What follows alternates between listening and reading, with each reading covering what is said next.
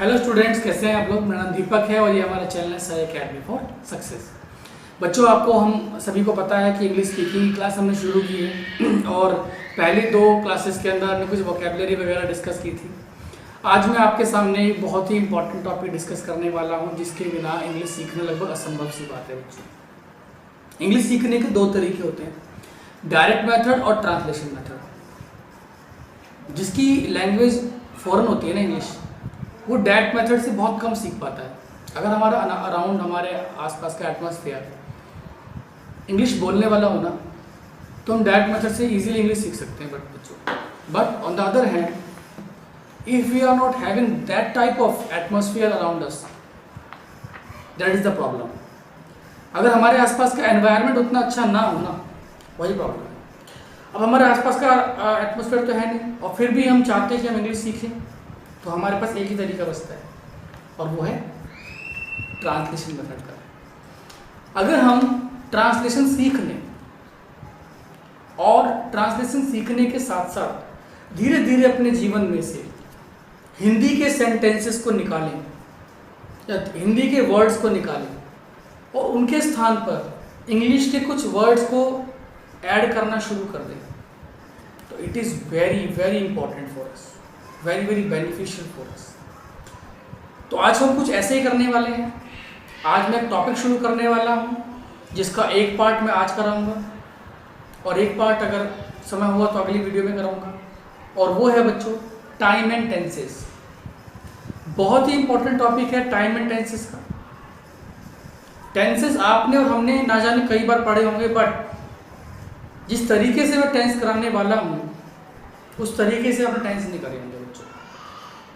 तो चलिए शुरू कर देते हैं।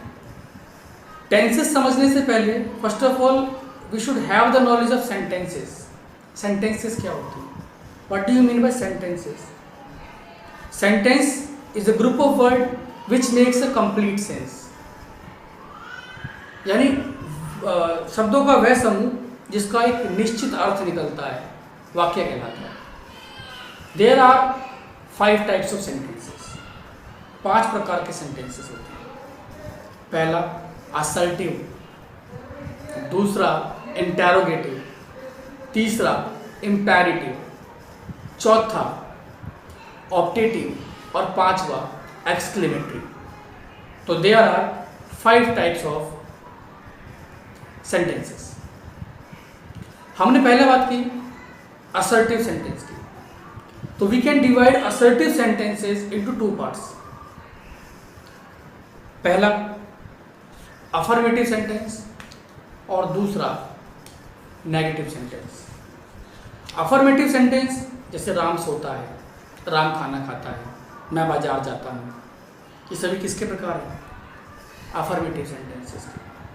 दूसरा नेगेटिव सेंटेंसेस, जैसे इसके नाम से पता लगा नेगेटिव सेंटेंस, राम खाना नहीं खाता है, राम गाँव नहीं जाता है, राम मेरी बात नहीं मानता है। All these are negative sentences. उसके बाद दूसरा होता है इंटेरोगेटिव सेंटेंसेस। इंटेरोगेटिव सेंटेंसेस 2 प्रकार के होते हैं, यस और नो क्वेश्चंस के आंसर देने वाले, और डब्ल्यूएच फैमिली के। यस और नो, जिसमें अफर्मेशन यस और नो में होती है केवल, जैसे क्या आप बाजार जाते हो? Do you go to market? आप बोलोगे यस और no. Yes I go to market, no I don't go to market. इसका आंसर हाँ और ना में होता है बच्चों के। दूसरे होते हैं डब्ल्यूएच फैमिली, जिसको डबल इंटेरोगेटिव बोलते हैं। WH family sentences are those sentences in which some WH words are here between the sentence. Sentence के बीच में कुछ WH वर्ड होते हैं, जैसे क्या, क्यों, कब, कहाँ, कैसे, कौन, कितना, किसका, किसको, इस तरीके से।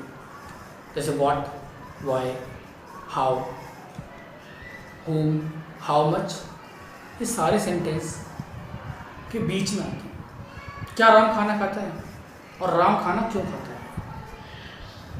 क्या राम खाना खाता है, ये हो गया आपका इंटरोगेटिव सेंटेंसेस, यस और नो, अफर्मेशन वाला। राम खाना क्यों खाता है, ये हो गया आपका डब्ल्यूएच फैमिली सेंटेंस। तीसरा बच्चों इंपेरेटिव सेंटेंसेस। इंपेरेटिव सेंटेंसेस को हिंदी में बोलते हैं आदेशात्मक वाक्य। आदेशात्मक वाक्य में हम क्या करते हैं, ऑर्डर देते हैं, रिक्वेस्ट करते हैं, एडवाइस देते हैं, सजेस्ट करते हैं, फॉरबिडन एक वर्ड आता है, मना करना, वो करते हैं। चौथा होता है एक्सक्लेमेटरी सेंटेंसेस, इसको हिंदी में बोलते हैं विस्मयादिबोधक वाक्य। इसमें आपको डॉट करके चिन्ह दिख रहा होगा आपको, विस्मयादिबोधक चिन्ह आपको इसमें दिखाई देता है।